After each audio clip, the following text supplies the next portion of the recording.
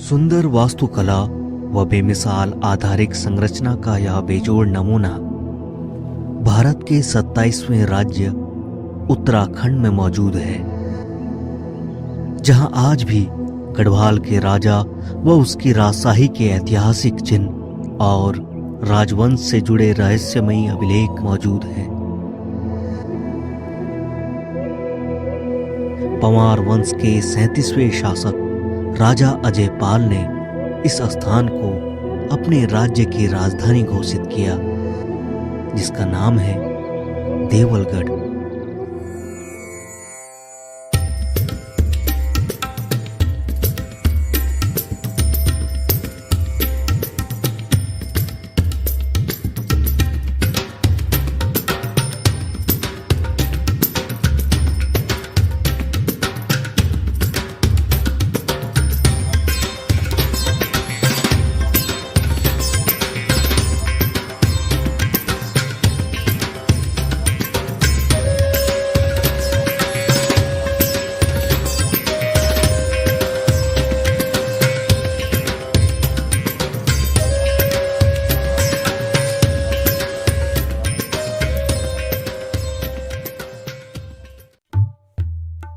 देवभूमि उत्तराखंड में पौड़ी जिले के ब्लॉक खिरसू अंतर्गत 52 गढ़ों में से एक है देवलगढ़, जो देवी देवताओं के भव्य मंदिरों व धार्मिक अनुष्ठानों के अलावा राजवंश की प्रचलित लोक कथाओं व संबंधित तथ्यों के लिए लोकप्रिय है।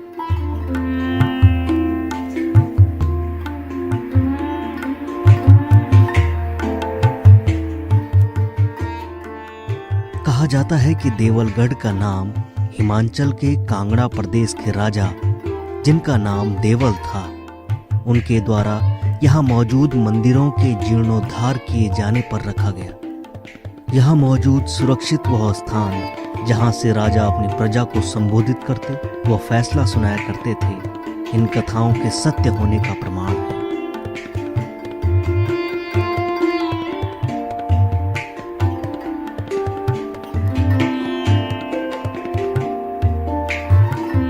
देवलगढ़ का जो स्थानीय नाम है वो दिलगौड़ यहाँ कहते हैं, और ये द्वितीय राजधानी थी परमार वंशों की, क्योंकि पहली राजधानी चांदपुर गढ़ी थी।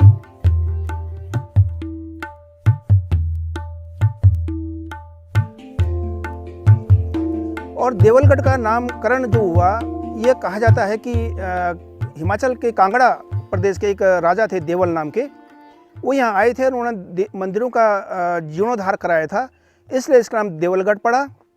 एक अन्य कहानी चलती है कि यहाँ देवल ऋषि नामक यहाँ उनका आश्रम था, इसलिए इसका नाम देवलगढ़ पड़ा। और हम ये भी मान सकते हैं कि यहाँ मंदिर थे, देवस्थान था, तो उससे भी इसका नाम देवलगढ़ पड़ सकता है।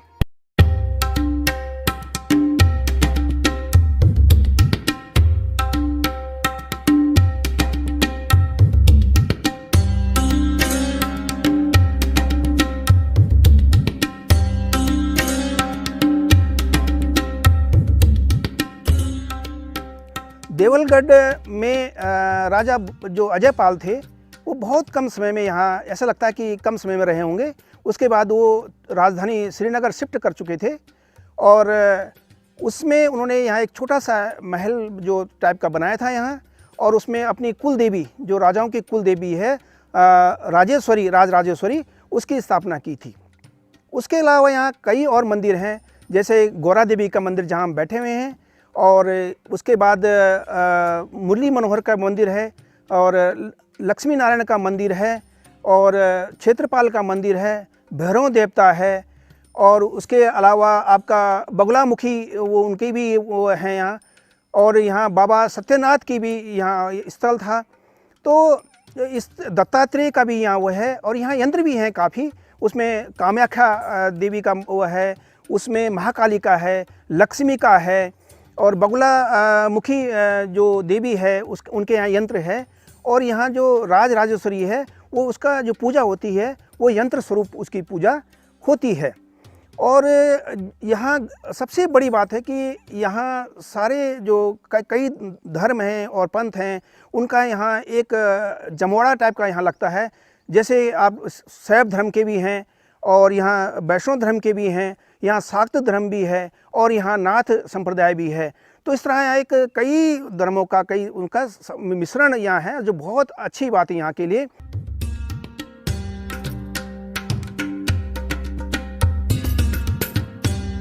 यहाँ नजर आने वाले मंदिर इत्यादि मध्यकाल के बताए जाते हैं। प्राप्त जानकारी के अनुसार सन 1512 ईस्वी में पंवार वंश के राजा अजयपाल ने राजधानी चांदपुर किले से उठाकर देवलगढ़ में बसाई थी। लंबे समय तक राजा अपने शाही दल के साथ यहाँ रहे और अपनी कुलदेवी राजराजेश्वरी का मंदिर स्थापित किया।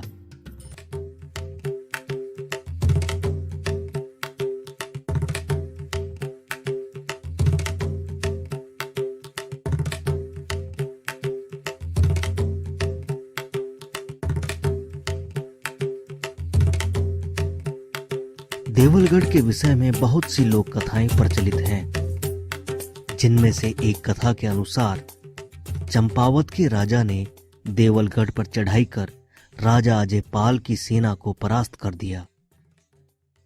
राजा अजयपाल भागकर एक पहाड़ी पर जा पहुंचे और भगवान शिव की आराधना करने लगे।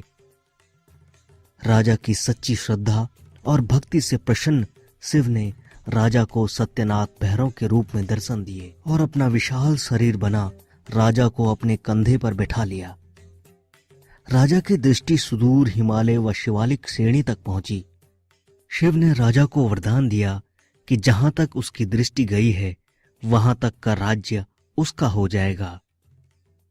शिव के आशीर्वाद से राजा ने एक एक कर समस्त राज्यों को जीतकर उन्हें अपनी विरासत का अंग बना लिया।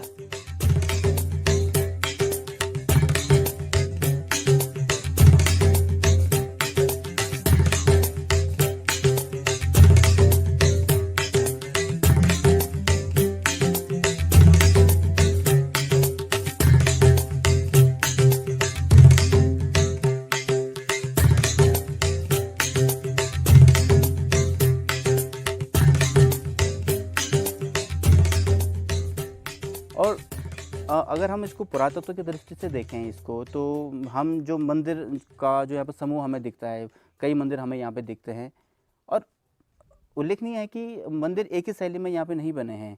मूल शैली एक है जिसे स्थायी रूप से नागर शैली बोला जाता है। नागर शैली का यहाँ पे हमें जो मंदिर मेरे पीछे आप यहाँ पर देख पा रहे हैं, ये नागर शैली। इसमें हमको मंदिर का शिखर यहाँ पर है, मंडप भाग यहाँ पे दिखता है, अंतराल यहाँ पे नहीं है, लेकिन मंडप और एक शिखर भाग हमें यहाँ पे दिखता है।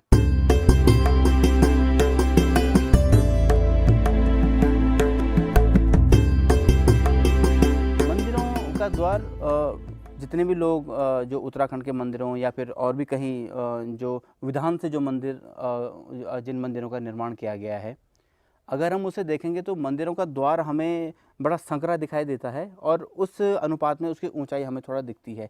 तो एक विधान है मंदिरों के द्वार को बनाने का कि जितनी उसकी द्वार की चौड़ाई होगी उसी अनुपात में दुगना उसकी ऊंचाई होनी चाहिए, और ये लिखित विधान है। इसी विधान को अपनाकर मंदिरों के द्वार बनाए जाते हैं।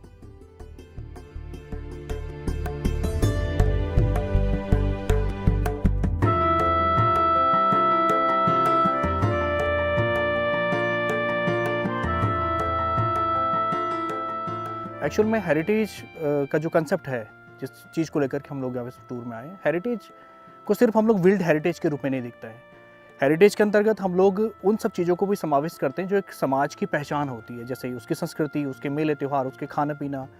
और क्योंकि गढ़वाल के कंटेक्स्ट में ये देखा गया है कि यहाँ पे वैरायटी ऑफ कल्चर हैं, मेले त्यौहार बहुत अलग अलग प्रकार के हैं, और इसके साथ साथ में हर एक क्षेत्र की अपनी एक परंपरा रही है।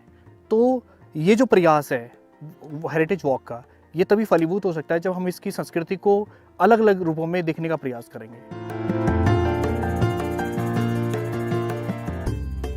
It's a place of ancient as well as the medieval architecture, and various temple shrines are there in this place.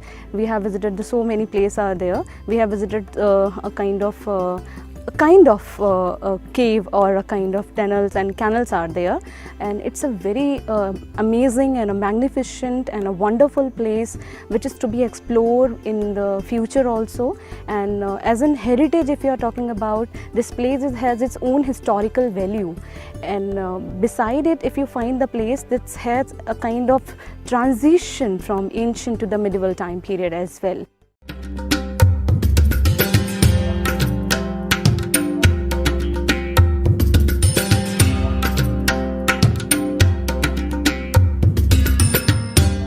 परंपरा ते हम ते भूलियो नहीं चाहूँ कि लेके हम इसी से जुड़े हैं, वो हमारी जड़ से, तो कभी भी जड़ ते कभी भी भूलियो नहीं चाहूँ, उखी नहीं चाहूँ, जड़ी बटी जो कुछ मिल दो हम ते बस। और मुझे बहुत अच्छी लगी ये जगह, और हम बहुत कुछ सीखने ते मिली। देवलगढ़ स्थित मंदिर की इन दीवारों पर लिखे शब्दों का मतलब क्या है?